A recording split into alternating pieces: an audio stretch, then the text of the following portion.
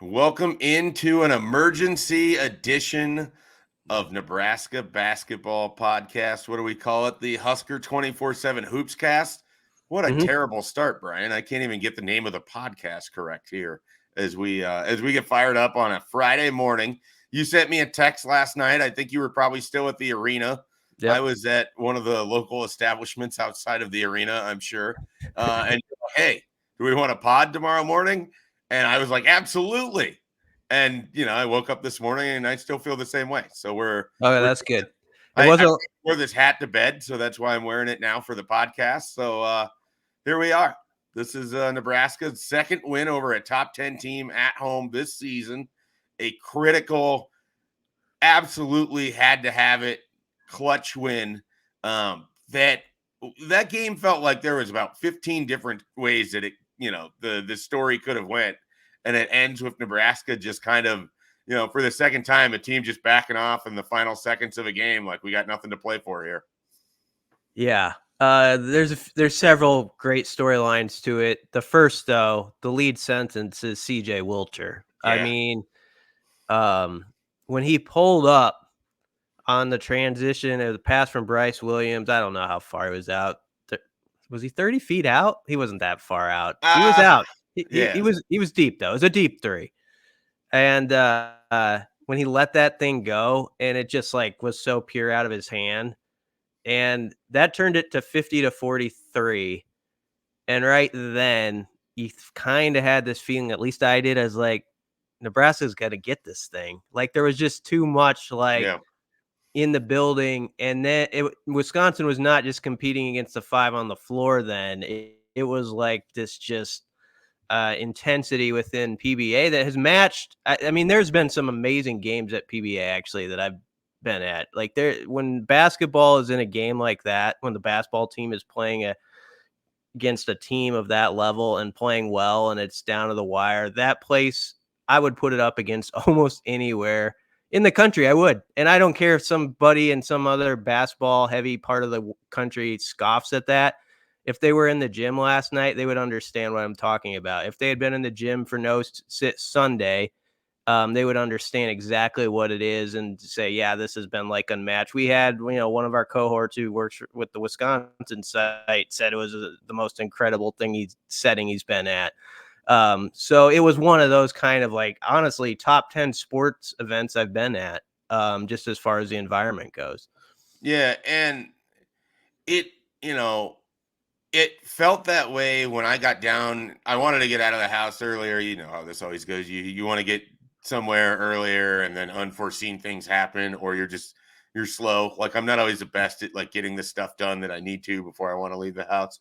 So I didn't get down there until 6:30, and it was absolutely packed everywhere. I went to 3 different places, hit up three different groups of friends, and each of these spots was just packed, and it was full of like I don't know how to say this exactly, but look, it was full of young people in a way that is sort of unique. I mean, there was a lot of students last night. I don't know if you noticed this, Brian. It's certainly more prevalent in like the section that I sit in because it's right next to the student section behind the hoop. There was so many students for this game that they didn't have enough seats in the student section. So they were spilling over into other sections trying to sit there, and then people would show up and have to kick them out.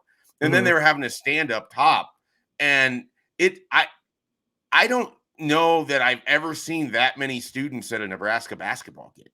Like that was part of the energy last night is they were loud and they brought it like the entire game. Even when Nebraska started off pretty terrible, you could just sense they were looking for any reason to just get into the game.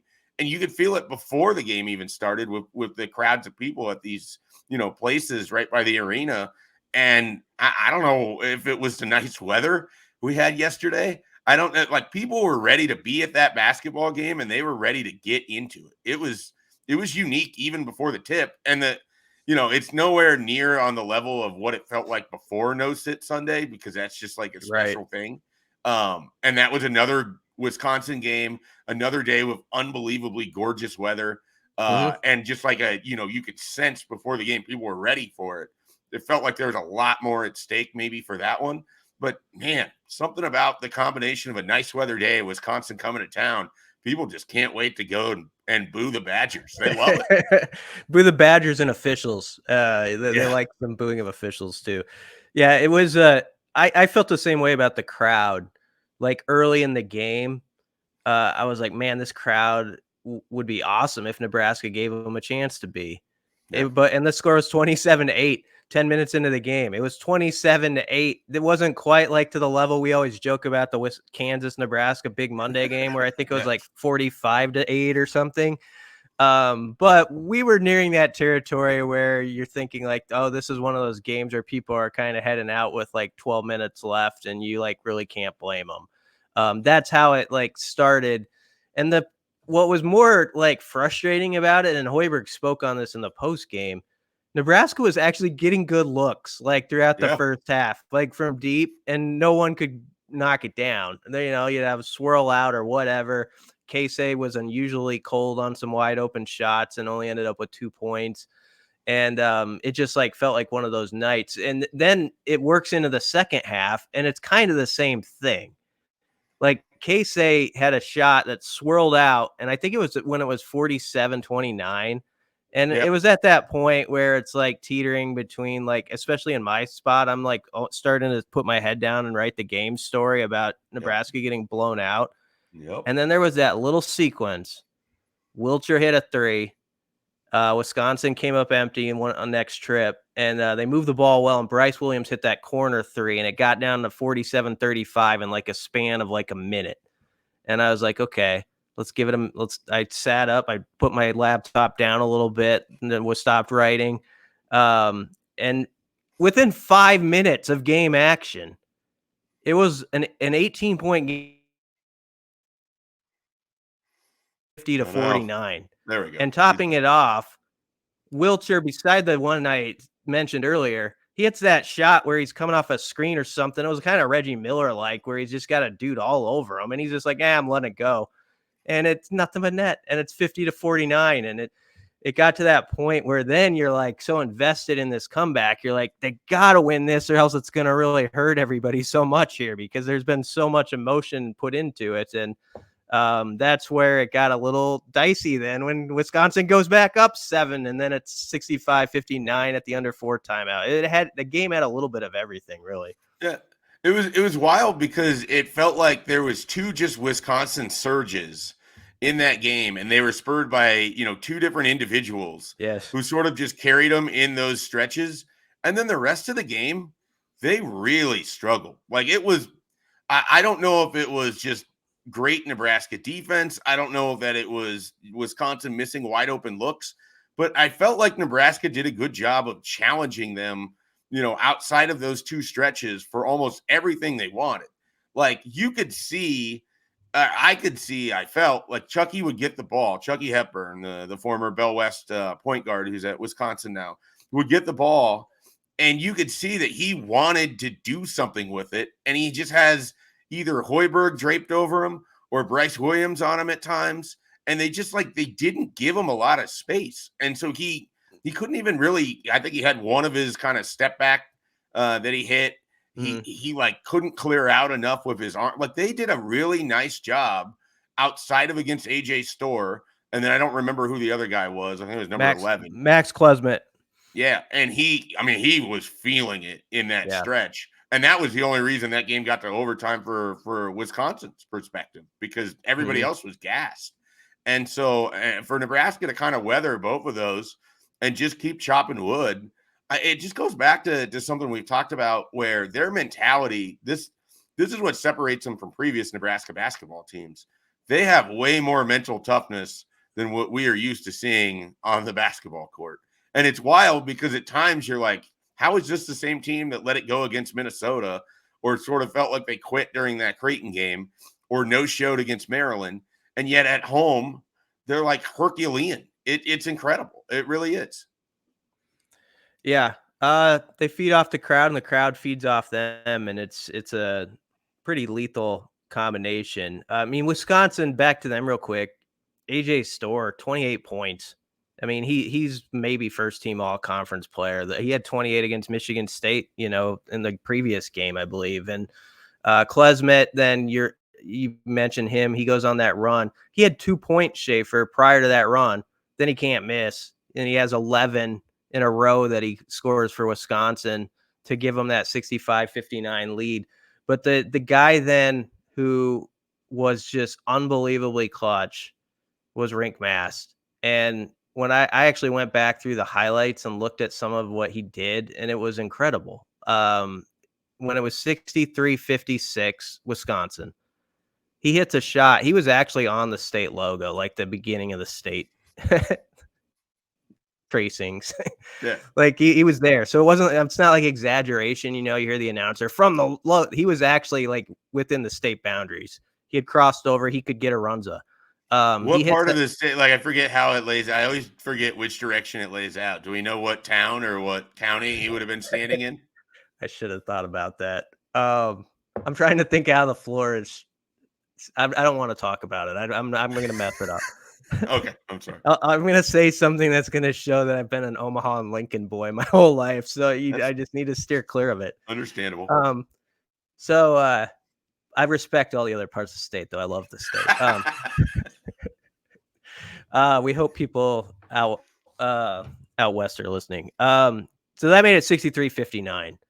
And then 65-62, they had done it defensively to give them this opportunity because Wisconsin went 3 minutes from like the 3:30-ish mark to 30 seconds, 20 seconds without scoring.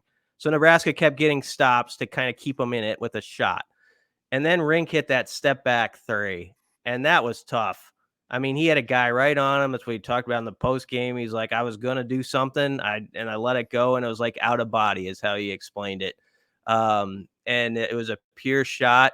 So that's what gets him to overtime. And then he has the hook right away that gives him the lead.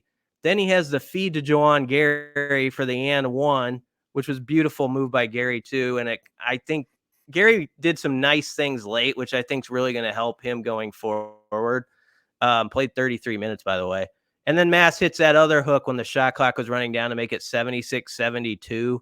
And so that's like 5 plays that were just like big time plays that I don't know. We're just not used to seeing from. I always hate to say that because we have seen some good Husker teams with guys who were clutch like Petaway and Shields and stuff. So it's existed here, but it's just not as routine to us. And so it's always exciting when someone just like meets that moment. And I thought Brice Williams was pretty good late too. Like we can't take for granted. We've talked about this team's free throw shooting. He hit the 1-and-1 when it's tied in regulation. Ended up hitting 6 of 6, counting overtime down the stretch to melt the game away. That's also something we didn't used to always see. So that's a nice component. Well, and they actually struggled early in the game at the free throw line. Like, you get into overtime, you're like, oh man, if you didn't go 12 and 19 here, if you're 13 of 19, this game is over. That's how my brain always works. Mm-hmm. And I thought Brice Williams had another sort of quiet, stat-filling game where then in overtime you sort of see like he's able to make those free throws. I like this. I knew exactly what they were going to do on that final look. He was going to get to the corner of the free throw line and then try to take a jumper there. And it felt like he didn't get enough steps in, and so the shot was just a little bit short at the end of regulation. I like that he's comfortable being that guy in that situation. You and I have talked about that multiple times, but it's all the other stuff he kind of does right now. Like he had 9 rebounds last night. He almost had a double-double. He had multiple assists. I think he had a couple steals. He was getting his hands on some passes. He had some dumb turnovers and some dumb moments early in the game. But it's just like they do a really nice job of playing with each other. They do a nice job of picking up the guys who aren't playing well. I mean, think about how often this year, they won games without Juwan Gary. Rink Mast really struggled in the Northwestern game, and they were able to win in spite of it. You don't always get the best version of CJ Wilcher or Brice Williams or Sam Hoiberg, and currently right now, Keisei Tominaga. And they're able to kind of have enough depth, enough guys step up at the right times. I think some of the secret sauce of this team is that they're so deep that if it's an off night for somebody, another player is going to be able to step into the role and help out. I mean, Josiah Allick basically carried him in that first half against Northwestern. And I think it's a big part of why we're even having the conversation that they're in position to potentially play in meaningful basketball in March for the first time in a while. Yeah. Speaking of Alec, one of the plays of the game, and where it was almost as loud as anything aside from a couple Wilcher bombs. I know exactly what you're talking about. They almost stole it prior. Like Hoiberg almost got a steal right before it. Yep. Sam Hoiberg is just a defensive pest. I mean, like a lot of pride in it, and he's just such like a ball hawk, like he finds his way to the ball as the smallest guy on the court. But anyway, he almost steals it, and then Alec gets it, then steps in front of the pass, but it's kind of going to the sideline. Josiah Alec seems like he's been a kid since he was like 3 years old who loves to scrape his knees and like go for it. So it's no shock that he puts in the effort diving on the floor, but flips it back into Sam Hoiberg, and the place is just going nuts already. And then it kind of just develops where you see it in slow motion. Something's going to happen with Sam on the other end. Like it's just going to transition into something really fun. And Sam does a sort of video game like spin type thing that just messed with the defender's head, ends up getting right to the bucket for a layup to cut it to 4. And that play was almost the most entertaining, like just like joyous play in the building of the entire game for some reason. Yeah. It had a lot going on. There was on that spin move, the guy behind me just yells, "He spun on him!" Like it was like I don't know, it was like someone witnessed a running back just spinning out of a tackle kind of thing. It was great. There was multiple times where Nebraska's sort of all-out hustle. They got some of those loose balls and they saved possessions or they saved rebounds by, there's a couple times where Josiah Allick is basically jumping out of bounds with the ball and whipping a pass to someone. They had a really nice possession in the first half where they saved an offensive rebound, worked it around with outstanding passes. It gets to Keisei Tominaga wide open in the wing for that 3, and he just wasn't able to make it. And you're like, man, is this what it's going to be tonight? Because there was no question, even when they were struggling early, like the effort was there. Like that was never in doubt at any point in that game. And just an all-out, fantastic night at Pinnacle Bank Arena. I posted this on Twitter this morning. I'm curious your thoughts. Is it just as simple as the way the game flow works and the compactness of an arena that Pinnacle Bank Arena is like turbocharged, where Memorial Stadium doesn't always have that kind of feel? It can. Michigan 2021, Miami 2014, the end of Michigan State 2015, really good games, really big situations, yes. But sometimes I just look at Pinnacle Bank Arena and it's just like it's unquestionably the best venue for Nebraska sports right now. And maybe the people at the Bob Devaney Sports Center would have a lot to say about that with volleyball. Oh yeah, certainly. But at least in terms of a large crowd, because I think volleyball's capped around 2,000. Is that what they're at? No, they're up there now. Is it? Yeah, they're more like in that 8,000 range. Well, I didn't know they had that many for volleyball games. I thought they did, but either way, that's an unbelievable setting when it's like big time. And this was just as far as like comparing it to other college basketball settings, it's up there when it's a big time opponent and Nebraska's playing well. And I wouldn't back off that comment from anybody, because if they stepped in the arena, they'd see that that's the case. I mean, I've always said when Nebraska's had lean years, it's amazing that like 7,000 or 8,000 people would show up to those games, even if it's half full, because at most places that would be 2,500 people, And so this is a fan base that is so like just hungry for like success and a team that like gives them a lot of pride. And, I think the lean years in football have probably contributed to that. To your question though, I think it is because it's a compact arena. You play more games, so you're going to get like a few ranked teams per year in there, and you're going to get a couple close games where it's just tense and it's going to be settled by 4 points or less or a bad call. And I think that adds to it. But there's no doubt that the fans impact that team in such a way that Brice Williams, like after the game, had a quote, and I'm paraphrasing him, but it's basically like you don't want to disappoint them. Like you want to give them something. And so, I think that means a lot to those guys to like, they know that how much, everyone cares in the arena and wants it and how badly it matters to them. And that makes them, I mean, not that they don't want it to begin with, but that just adds a little something to that. And it really can sometimes make the difference. And I thought Wisconsin got a little rattled by it, frankly. They threw the ball away a couple times because the floor was shaking basically, and they had one possession when things were starting to unravel for them. They didn't get a pass off. They just threw it to the baseline and no one was there. And you're like, they're coming undone a little bit by it. And I think Greg Gard thought that after the game. I think that came at the moment, because I think that led to a media timeout, and it was right after the Rink Mast tied it up with a 3-pointer, or was it? I can't remember the exact sequence, but there was a couple times that they were trying to fly down on offense. I think they were trying to get past Nebraska in a quick manner, and they would throw some of these passes, and there was just no one home. And like you said, you could just hear the surge in the crowd. It's like they felt like they were on defense there too and helped force that turnover.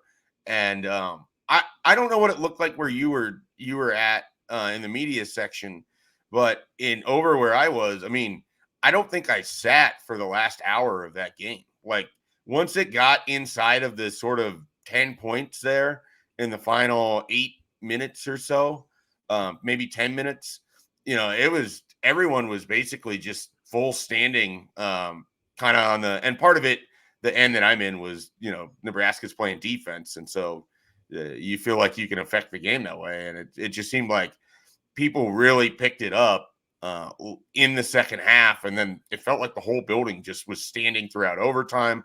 All of it, just like a great environment, like absolutely. I had a guy, I sit right next to the aisle. I'm on the end of the media section, so people are always coming and going, fans right next to me.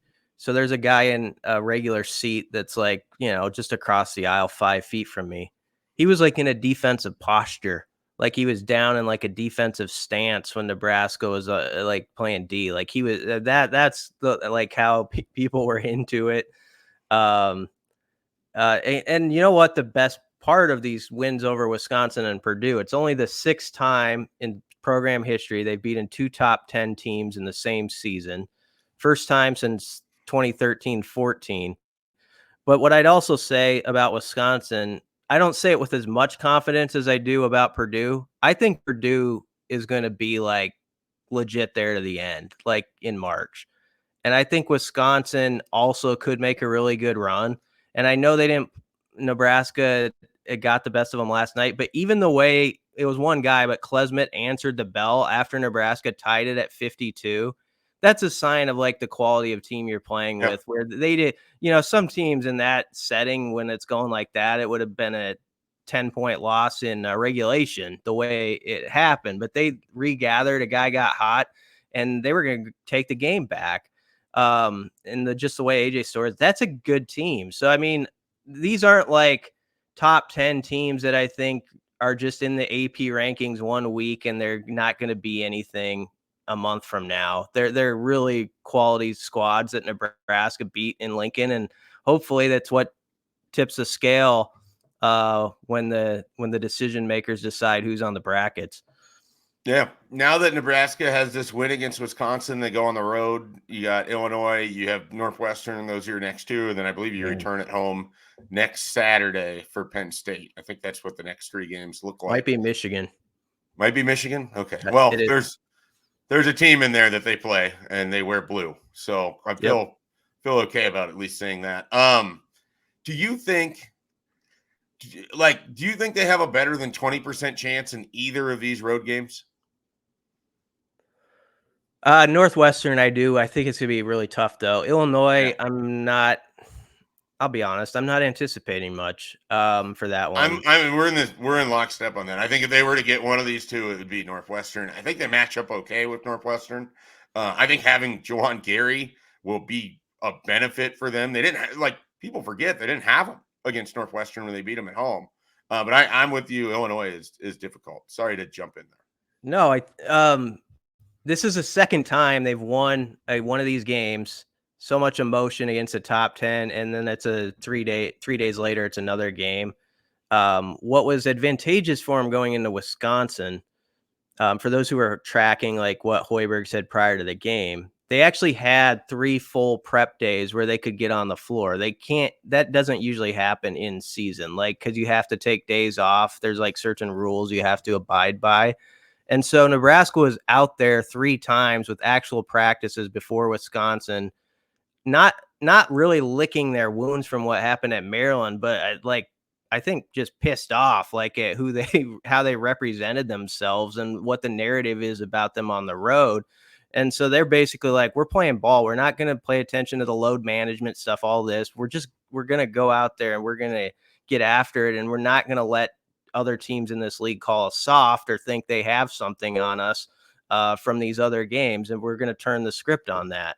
And so I think they had that determination from the start last night, even though it didn't go well. Now, can they get that same energy back after everyone's going to pat them on the back today and all over social media? It's going to be talking about it still. Well, you're trying to get ready for a team that's top 15 in the country. It's going to be very difficult.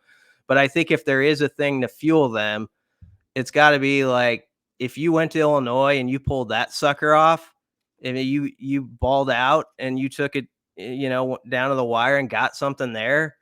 That's one that where you're just like suddenly hanging out at the table of like you're more in that 7-8 seed or like No. you're in if you keep your head above water in the games you should. So that if they can adopt that mindset of just seeing like you know what, let's do it again. Like, I know everybody's emotionally spent and the season takes a lot out of you, and a win like that, you want to celebrate. Let's move on. If you can get your guys to actually believe in that, maybe they can do something. But Illinois is playing really well right now. I don't have a lot of high hopes for that. I said before this stretch started, I was worried they could be 5-8 in the league play before their last 7 game stretch that I think they can get a lot done in. And I'm glad to be wrong on that. But if they could somehow get that 7-6 and beat Northwestern or somebody, man, that'd be huge.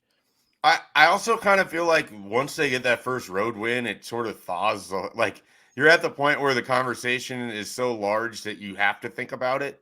And so if they are able to get, a win against Northwestern or Illinois, it makes it that much easier the next time they go on the road because they've already kind of done it. Like, there's no, and I know they won against Kansas State, but it's just different in conference play. And so I think if they are able to do that, it's going to make those trips to Indiana and Assembly Hall or to Michigan at the end of the year, it's going to make those seem easier because you've kind of got the monkey off the back, so to speak. Mm-hmm. And you erase like a stupid narrative that everybody hears, including I'm sure people on the committee, even though they act like they just see stuff on paper. Where, what if a team like went 0-10 on the road, but was so awesome at home and all this, and would that get you in? And even if you just get one or something, you take that off. People aren't talking about that anymore. And then it's more of like, okay, they got a road win at Ohio State and Kansas State. Like, that's just how they look at it more, instead of in this this category of, they were 0-10 in the Big Ten or 1-9. I don't think they would look at it as much like that if Nebraska could just get that first one out of the way and get people to shut up about it. But it's up to them to do that, of course. Yeah. I think there's one more conversation we have to have right now before we depart on this unprompted Nebraska basketball podcast here. But Keisei Tominaga, last February at this time, it hadn't quite happened yet. The Penn State game was on February 5th, and he went bananas, and that kind of kicked off like the month of Keisei. He's, for about 3 weeks now, has not really been the sort of player that you, I guess, have come to expect him to be. And I'm curious why you think there has been the struggles, and what, if anything, would give you confidence that he can kind of pull this back out. Well, he's had 3 games where he's been in single digits. Before that, I know what you're saying. It wasn't like he was just like on a, you know, it wasn't Keisei mania like it was last year for a month where it felt like he was like scoring 25, 30 every night. But he did have a run of like 6 or 7 double figure games and he had a couple high point totals in there and he had that shot. It was against Northwestern, right? Northwestern, yeah, he had Yeah, 14 and he where nailed that three-pointer they had to have. he had 7 points late and he hit that shot. And that's a fine game. But you're right.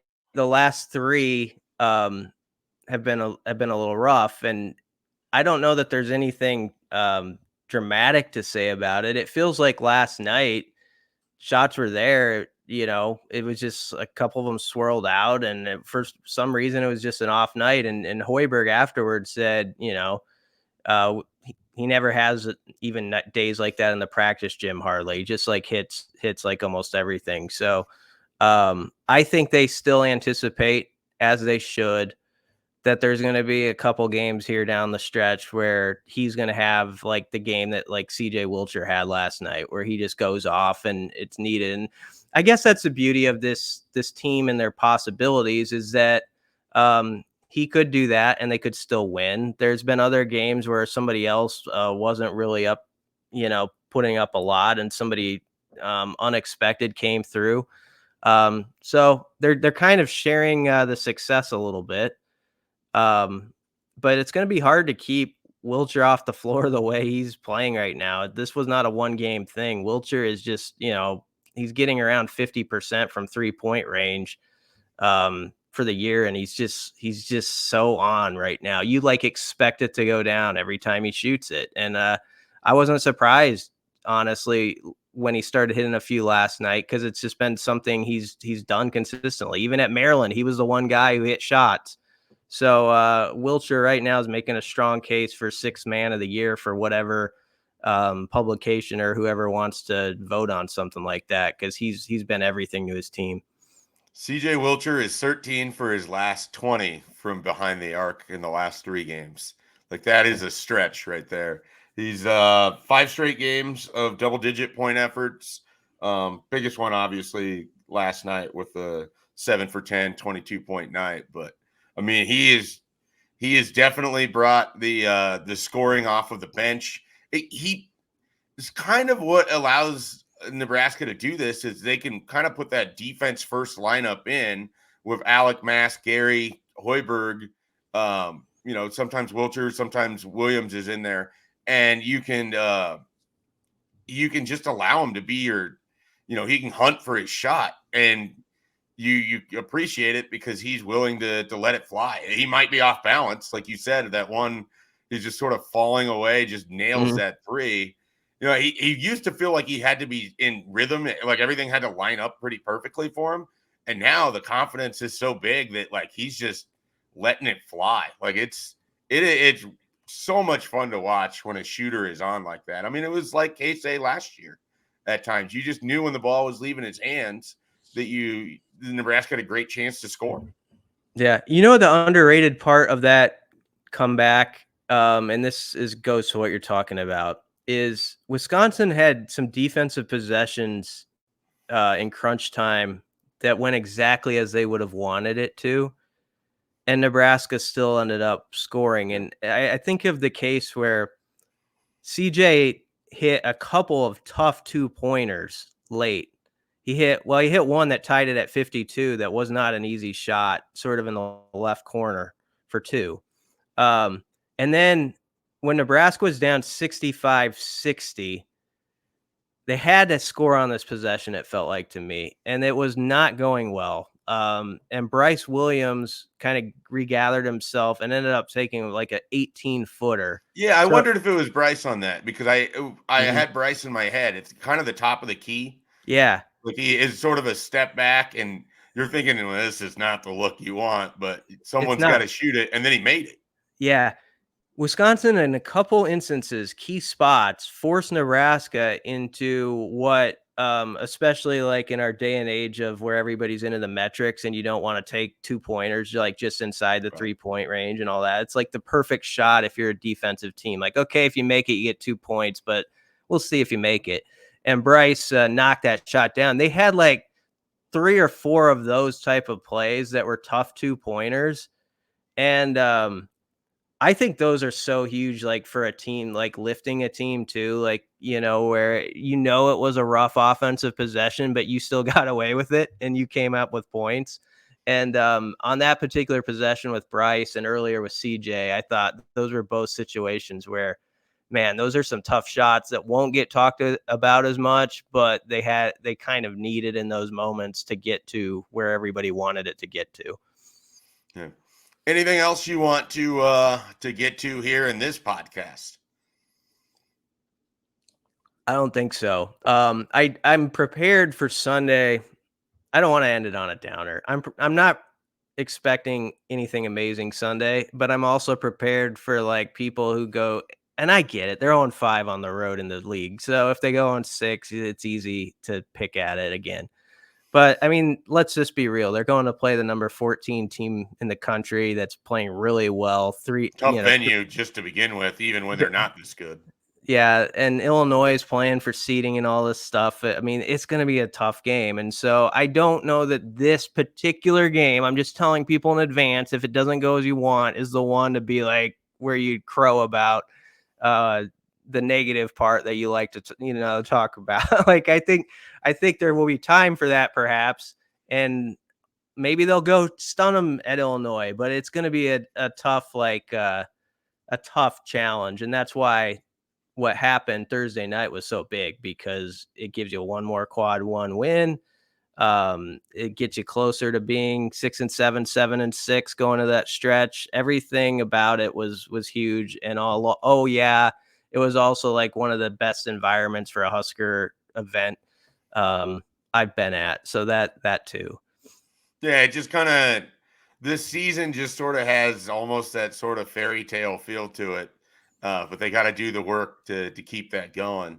And, it'll be interesting how it plays out against Illinois and what it looks like ultimately against Northwestern as well. But the good thing is, Brian, we'll be back here next week having the same similar conversation, but maybe, just maybe, it's a little bit different this time. You never know. You never think, Wisconsin, what was it, 120-0 when winning by 16 or more until last night? They were 120-0 since the turn of the century when leading by 15 plus at halftime, which I will admit is a stat like a lot of teams would have a pretty good record with if you're up 15 or more at halftime. Nonetheless, some people were calling it into question because they're saying, hey, I thought Nebraska was down 17 to them last year in PBA, which they were and won, and that's true. But it was an 11-point game at halftime and got to 17, which is actually more impressive that you came back from 17 somewhat into the second half. But in a weird way, it's like they erased their Minnesota loss, in which the same scenario played out. They're on the road cruising to a victory, and then some way somehow end up fumbling that game away. Minnesota's actually they're kind of a tough matchup for Nebraska. I was talking about super athletic. Yeah. And they come to Lincoln down the stretch. That'll be a big one. So there's a lot of work to do still, but last night was sure fun. All right. Well, we will check back in next week with the normally scheduled edition of the Husker247 HoopsCast. Thanks for joining us on the Emergency Pod. Be sure to check out all the work Brian's doing covering this team at Husker247.com. Plenty of good coverage coming from the game. Plenty of great social media reaction that you can find on Husker247.com as well. For Brian Christopherson, I'm Mike Schaefer. We'll catch you next week.